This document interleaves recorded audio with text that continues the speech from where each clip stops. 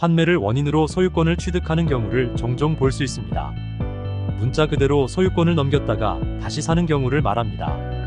당사자 간 환매 특약에 따라 재취득할 수 있으며 토지보상법 상 환매 절차에 따라 토지의 협의 취득일 또는 수용 개시일로부터 10년 이내에 환매할 수 있습니다. 환매 취득과 관련된 양도소득세 관련 쟁점을 사례를 통해 살펴보고자 합니다. 당초 매매가 이루어지고 환매 특약에 따라 환매가 이루어진다면 각각을 별개의 양도로 봄이 원칙입니다.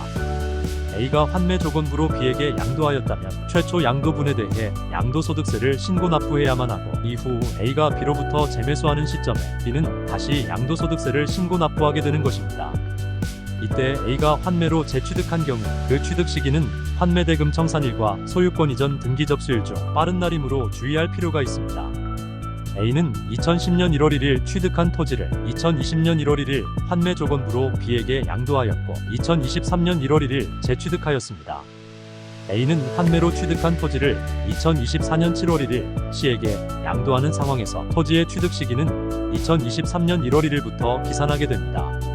당초 취득일인 2010년을 적용할 수 없음을 주의해야 되며 2년 미만 보유에 해당하므로 44%의 양도소득세를 부담해야만 합니다. 납세자의 부친이 1988년 한국수자원공사에 협의 취득을 원인으로 토지를 소유권 이전 등기를 하면서 10년 이내 환매할 수 있는 권리를 가지고 있던 중 1989년 사망하였습니다. 상속인인 납세자는 환매권을 상속받은 경우에 해당하는 사례입니다. 최초 양도 후 10년이 되는 해인 1998년 납세자는 환매권을 행사하여 해당 토지를 취득하였습니다. 취득 시기는 환매대금 청산일과 소유권 이전 등기 접수일 중 빠른 날인 1998년이므로 자경기간의 통산, 비사업용 토지 여부의 판단, 단기세율 적용 등을 판단할 때 주의해야 합니다. 토지가 아닌 권리를 상속받았으므로 피상속인의 자경기간을 통산할 수 없으며 피상속인이 8년 이상 자경하였더라도 상속인의 사업용 사용기간을 따로 판단해야 합니다. 조세특례제한법의 규정에 따라 농업인이 한국농어촌공사에 농지를 양도한 뒤 임차의 방식으로 해당 농지에서 직접 경작하던 중 임차기간 내에 환매한 경우는 예외적으로 세법상 혜택을 주고 있습니다. 재취득이 아닌 소유권의 환원으로 볼 수 있으므로 당초 한국농어촌공사로의 소유권 이전은 양도로 보지 않겠다는 취지입니다. 조세특례제한법 시행령 제67조 2에 의한 특례를 신청하면 기존에 납부한 양도소득세를 환급받을 수 있습니다.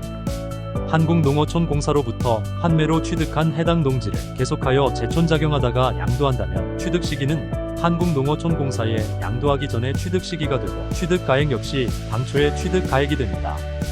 또한 임차하여 재촌작용한 기간도 포함하여 8년 작용 여부를 판단할 수 있습니다.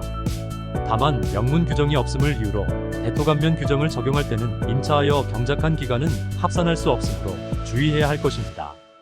공부상 소유권 취득 원인이 환매라면 한국농어촌공사를 통한 환매 방식 외에는 새로운 취득으로 봐야 합니다.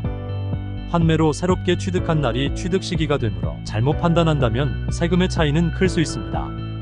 환매로 취득한 가액은 관할 세무서에서 확인할 수 있으므로 환산 취득 가액을 적용함에 있어 주의해야 할 것입니다. 시간이 한참 흐른 후 거액의 가산세가 부과되는 상황에 직면할 수 있습니다. 지금까지 하우스존 부동산 신문이었습니다. 지속적으로 부동산 뉴스와 매물을 동시에 받아보시려면 구독과 좋아요 부탁드립니다. 감사합니다.